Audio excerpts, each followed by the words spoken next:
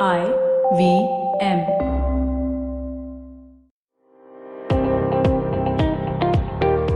Welcome to All Things Policy, a daily podcast by the Takshashila Institution.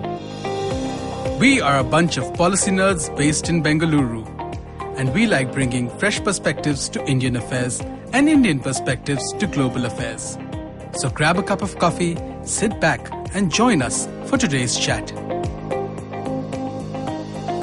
Hello and welcome to All Things Policy. I'm Manoj Kevalramani, and today I have with me my colleagues Rohan and Pratik, and we are going to be talking about regulating hate speech online, moderating content online, something that we've spoken about in the past also, but there's a new impetus to this with changes in policies at Facebook and also action taken by Twitter.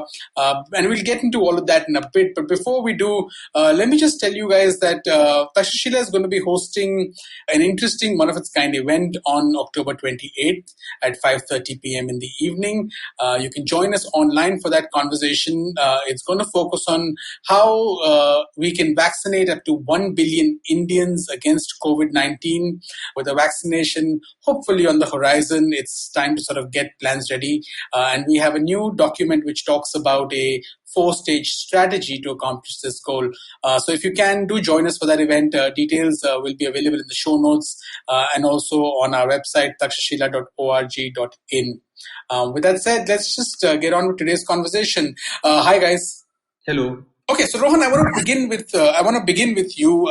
Can you tell me what exactly was the change in Facebook's hate speech policy? Because the way I understand it, they announced a change saying that they are removing content that denies the Holocaust. What prompted this? Tell us a little bit more. So actually, a lot has happened on the Facebook content moderation front, especially on hate speech. There's been two events in India. There's been a Peace and Harmony Committee in New Delhi that has been looking at deliberate and intentional inaction to contain hateful content. And in the US, there's been a seemingly innocuous change. Actually, I've seen a seemingly good change that talks about how Holocaust denial is no longer okay on Facebook. And so I want to start with the second one first. So the initial stance that Facebook had on speech was that the more you have, the better it is. So the only way to counter bad speech is to have more good speech in a sense. And what's basically changed is that Mark Zuckerberg had an interview with esteemed journalist Kara Swisher, and he said that they were not going to take down Holocaust denial. It was a few years ago, and he said that I find Holocaust denial deeply offensive. But at the end of the day, I don't believe that our platform should take that down, because I think there are things that different people get wrong. I don't think they're intentionally getting it wrong, but it's hard to understand the intent, basically. That was his claim. And they have seemingly reversed position on that. And an update by one of the Facebook vice presidents has said that they will now be taking down Holocaust denial content. And to me, I think that's a signal that Facebook is preparing for the future with a different administration in the US. They're posturing in a sense, because content moderation practices, more often than not policies, are tools for posturing. Enforcement has always been, on and off, but it's the policy that matters. And in this case, I feel like because the elections are around the corner, there's a sense that there might be a Biden victory in the works. And I don't know how the transfer of power over there is going to go, but this is Facebook getting ready so that later on when blame is put on Facebook, they can basically say that, listen, we started acting on this months ago. And so they're just looking ahead and trying to posture themselves right. Rohan, you are a cynical man. That is what I must say. But if you actually listen to, if you read the document that the text that Facebook put out, to me, what's interesting about it is that they've actually called it part of their hate speech policy, as opposed to, and that gives it a very sort of specific thing, right? As opposed to sort of dealing with misinformation or disinformation or something like that. Because they're saying that denial of Holocaust links to broader sort of tendencies of anti-Semitism in the West. Pratik, I wanted to sort of come to you about, firstly, does this sort of fall within the category of hate speech? Because, and if that is the case, correcting historical perceptions about events to sort of take into account their impact on modern day in modern day public life. if that policy was to expand to sort of other events, even say in India or Indian history or other places in the world, that becomes really complicated, right? When you start to call it hate speech, because you have to show direct linkages in some ways, right? Yeah, and it's interesting because on there, so they've got different tiers of classification of hate speech as per their policy, and this has gone under the tier one bucket, which includes other very disturbing examples. I totally know if I want to get into them here, but it's basically among the highest category that they could think of. Whereas their tier 2.2 more sort of offensive stereotypes and those kind of situations, right? But I think the point you've raised is interesting, right? And I think this is uh, it does open up all those issues, right? But this is essentially a response to increasing pressure on them, right? And the fact that organizations have been able to demonstrate to them that there has been a rise in anti-Semitic posts online, right? And I think they themselves said that they've taken down, I think, 22.5 million pieces of hate speech. Again, that's a big number. It sounds great, but other than that, it doesn't really tell us much. I should rephrase it. It doesn't sound great. It sounds bad because we're talking about hate speech here. But the larger point being that the number itself doesn't really tell us a whole lot about what's going on here, right? So it is also a sense of responding to public perception, right, and growing public pressure. I don't think there are two ways to look at it. You can argue, you can ask why now, and I think Rohan sort of touches on that point, right? Because this is why now? Because people have been asking them to do this for years, right? And it's not something they're doing in isolation. They have become more. I think I can't say proactive, but they certainly become more active on some of these issues, and not just Facebook, right? Across, it seems to be the way the political economy in the platform ecosystem is working right now. That you're seeing them acting around the same time against movements like QAnon, etc. as well, right? So from my perspective, I think it's a response to public pressure that's finally coming through. I think, Pratik, it would be nice if you could actually tell our listeners what exactly QAnon is and why it matters, because it's one of these really obscure things that even I have just very recently come across, and largely owing to Trump actually referring to it in that town hall. But what exactly is QAnon, and what has Facebook done in that context? I'm actually very conflicted because there is this thing of if even if you're telling people about a conspiracy theory for awareness, you are helping propagate it, right? But okay, so the gist of it is this, right? So QAnon is essentially this conspiracy theory that started a couple of years ago. It's an aftermath of Pizzagate, and I'm not sure how many people know of Pizzagate, but that was again a conspiracy theory which linked a lot of Democrats to underground, child child trafficking rings, right? To the extent that one person actually picked up a gun and went to a pizza parlor where it was rumored to have a ring operating out of his basement. Of course, the building did not even have a basement, right? But QAnon essentially was born out of that movement, and it's of this narrative that Donald Trump is here to save people against the deep state that is controlling everything that happens.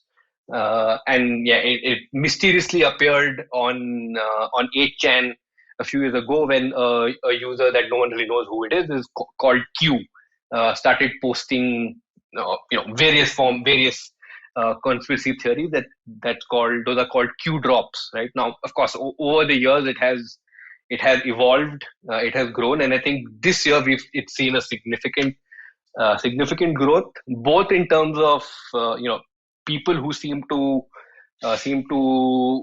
adhere to it, subscribe to it, and in terms of the coverage it's received. Right, so it's feeding off each other. Okay, so and what has Facebook done in the recent past with regard to this? What Facebook has done is now there have been people who have been researching this movement for years, right, and they have been pointing out pointing out that it is harmful. But to be honest, it's hard to say how big it was a couple of years ago because in these cases, if you end up taking preemptive action, you risk amplifying things even more, right, by letting people play the victim narrative. But what Facebook recently did was that they classified QAnon as a militarized social movement, and under that pretext, designated them an organization that is dangerous, and then went around blocking, various groups and accounts that openly profess support to the QAnon ideology. I guess there's no other word for it. It sounds odd calling it an ideology, but it seems to be like that. And Twitter themselves took action. They blocked a lot of, they've taken to blocking Q-related hashtags, right? Instagram has taken action. TikTok has taken action. Triller has taken action, to the extent that even various DDoS service providers who were informed that they were helping keeping 8chan, or now rebranded as 8kun, they were helping keeping them up, and they were informed. Some of them withdrew their services, resulting in it going down for some time, and then it came back up because they found another Russian service provider who was happy to oblige. And what was interesting to me was the fact that it was designated a militarized social movement without any clear definition of what they mean by militarized. Right? Because I looked up their policies. I didn't find a clear definition of it. Because it's really interesting. Because, and again, this goes back to the point you mentioned, right? That if you start applying this militarized social movement concept and banning content based on that, I can think of a lot of content in India that would not be online today. Yeah, that's the point that I wanted to get at. And Rohan, I wanted to get your thoughts on this also. At the end of the day, if you were to if we were to believe that these are sort of steps that have been taken by Facebook and other platforms because they sense a political change around the corner, does this sort of tell you that there is clearly capability to be able to do this, to take such measures not only at a policy level but also in terms of implementing this policy of content moderation? I mean, while I say that, I want to sort of add that Facebook's statement after this Holocaust business was that was clarifying that enforcement of these policies cannot happen overnight, and there's a range of content that violate these policies, and it will take some time to train people on enforcement. Yet, if there is an architecture, because there is a sense of political will and political direction being changed, then this capacity is not necessarily all that difficult to build. And while you may not be able to get every piece of content which violates the policy offline, if you take significant action which at least takes down, say, the biggest sort of amplifiers or influencers of this content, then you can create that environment where people know that we can't do this. In the Indian context also, if you have this sort of policy that impinging on India, would that be a process that we can then keep in mind, that this can actually even be happening in India? Rohan? So my take on this basically is that I don't think it's a question of capability as such. I think it's a question of saying whether or not you're going to do the right thing. And there's two arguments to it, right? The first one, and I'll talk about Facebook's point first, which is that, listen, it's hard to moderate speech. Because what do you do if there's an adult who actually knows that he's spreading lies, wants to go ahead and spread lies anyway, right? If someone decides to go ahead and tomorrow say that, listen, the sun is not going to rise, they should have the right to say that, right? Everyone is most people on Facebook are adults, and you have a right to express your opinion, right?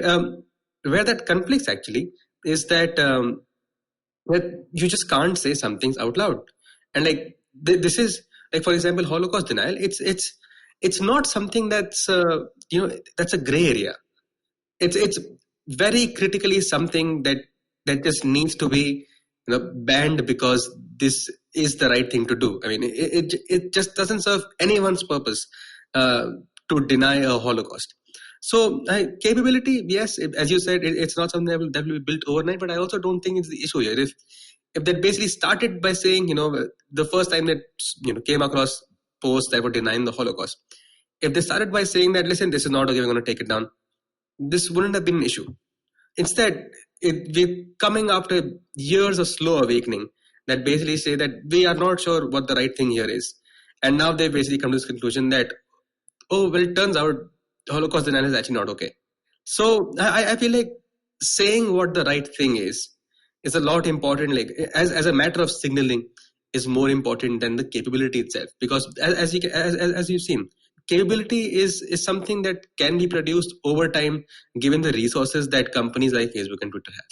Yeah, which is I think you're sort of echoing what I was asking, was that I mean, I'm drawing this from, say, think of the most draconian kinds of legislation on free speech, which have a chilling effect, right? So, say for example, right now you've got that national security law in Hong Kong, which under which, sort of, if you stand in a public square and you sort of say, "I want Hong Kong to be free," you could be tried. But so you've taken away the most visible forms of such things, and you may make these protests far more subtle. And people may end up doing something like saying the exact same thing online with emojis or things like that. Which might not which might not be as amplified. But you're still expressing yourself, but it can't be amplified. Now that's in a sense of suppressing free speech. Yet when it comes to, say, some of the most egregious stuff online, on, say, certain issues, whether historical issues or ethnic issues or issues of communal disharmony and so on and so forth. If you start imposing policies which stop people from doing the most egregious of acts, can it have some sort of chilling? Firstly, it's a demonstration of will. But secondly, also, can it have that sort of a chilling effect then on improving broader discourse on social media, Pratik? Yeah, so I think that's actually a very, very interesting question, because and I don't think there's going to be a single answer to that. Unfortunately, it's going to vary very significantly from case to case, right? Because what happens in most such cases, very likely, is that your people will adapt, right? Someone who's a bad actor is going to find their way around it, right? They may not be able to act with the same amount of impunity as they did before, because let's just take the QAnon example, since we're talking about it, right? If the moment, look, people who are posting that kind of content could to some extent foresee a ban coming in, right? So even before that happened, they had already developed some other subtler forms of communication. They were using hashtags such as "Save Our Children" or "Save the Children." One variant of that I forget, because one of them clashed with a charity that Bill Gates owned, who was the target. So that turned out to be quite an interesting situation. But I digress. But the point is that they will find, as you said, softer ways, more subtle ways of saying the same things, which will still help them get their message across. This initial ban, it's both a stock and a flow problem, right? If you were to look at it from that sense. While the action that Facebook sort of took, right, it will address the stock, and this I'm referring to, banning accounts, deleting groups, something like that, right? That will address the stock. If you start banning conversations around particular words, that will impact the flow for a certain amount of time, right? Until people find ways around it. Now, one of the outcomes of that is, instead of having, I'll use an imperfect metaphor here, but instead of having one river, you may have many different streams, right? But it's unlikely that you will succeed in completely doing away with it.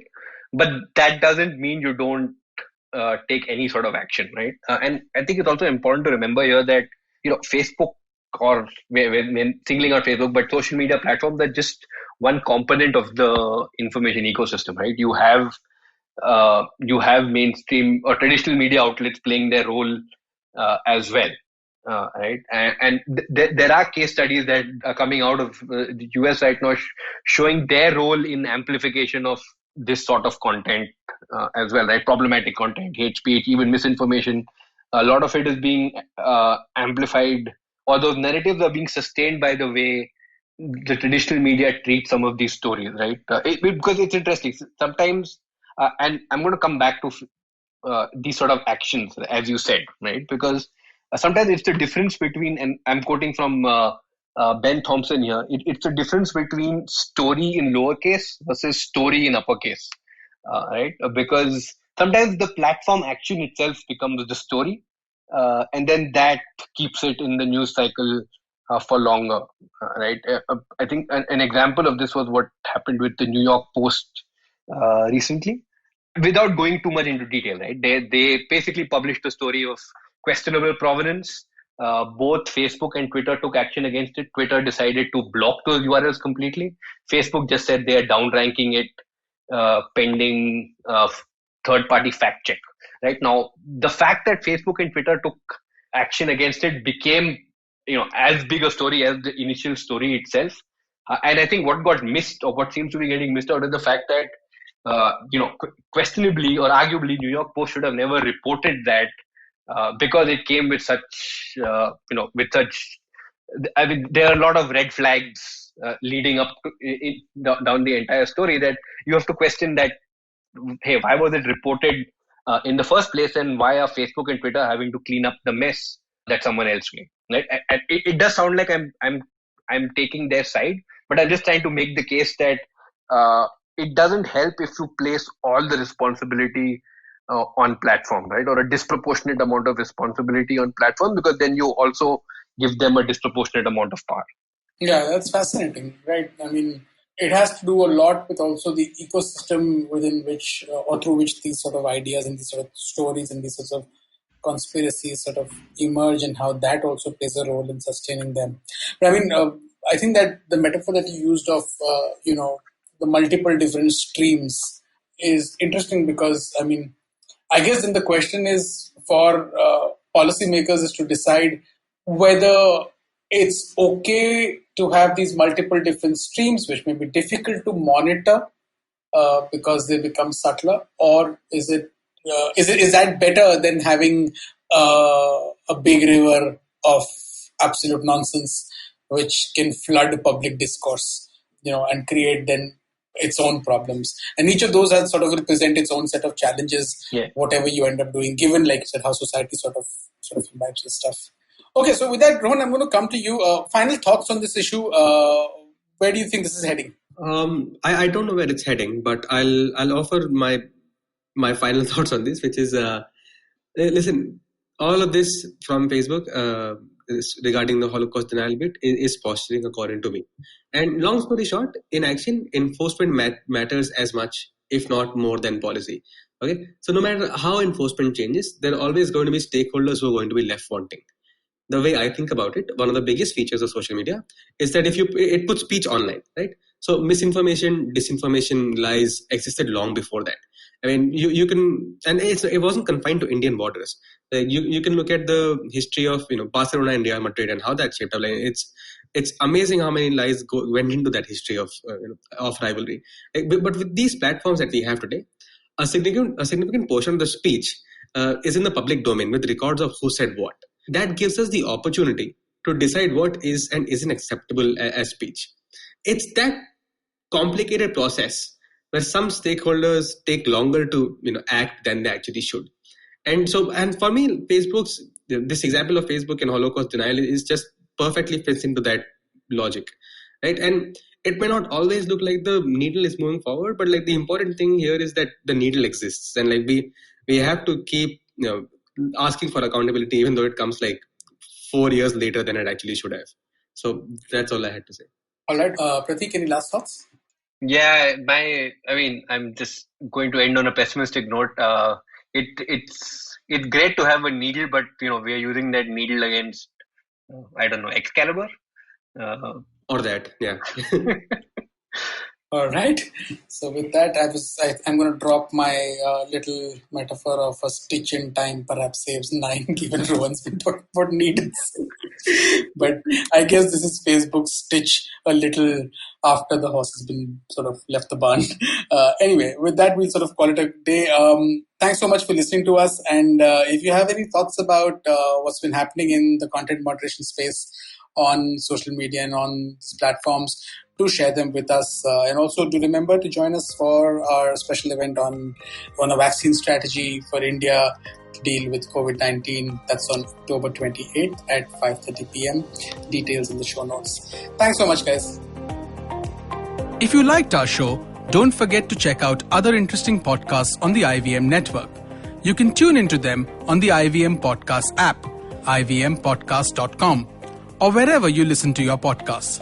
You can also follow IVM on social media. The handle is @IVM Podcasts on Twitter, Facebook, and Instagram. And hey, if you'd like to dive into Takshashila's research on technology, strategy, and economic affairs, check us out at our Twitter handle @TakshashilaINST or our website takshashila.org.in.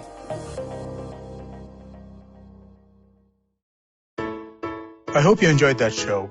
If you aren't following us on social media, please do. We're IVM Podcast on Twitter, Facebook, and Instagram. I also just want to ask everybody if they could go to the website ivmpodcast.com/survey and fill out a quick survey for us. It would be much appreciated. What a week we had this week. We had so much crossover, so many great guests. I don't even know where to start. Okay, yeah, I do know where to start. Let's start with Uncle Please Sit. Uncle Please Sit, Joel and Tushar had Hamsini Hariharan. Hamsini hosts a show called States of Anarchy with their network. She is a China expert, and they discussed the India-China relationship. Really fascinating conversation.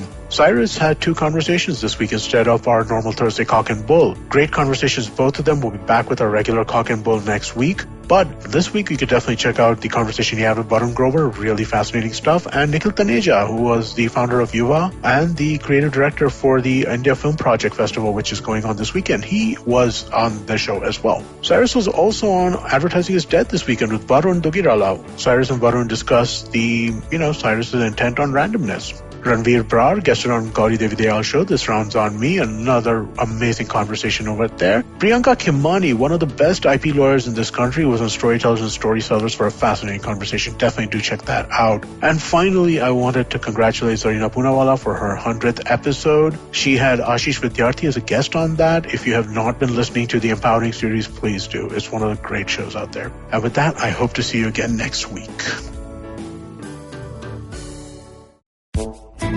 पेश खिदमत है आपकी शान में हमारे अंजुमन से. Hi, I am Sadaf. And I'm Arshit. खाने का इतिहास, economics, policy, psychology, सब है मेन्यू पे. Only on the Nankali podcast every Wednesday. सिर्फ IVM podcast app या वेबसाइट पर या फिर जहां से भी आप अपने पॉडकास्ट सुनते हो.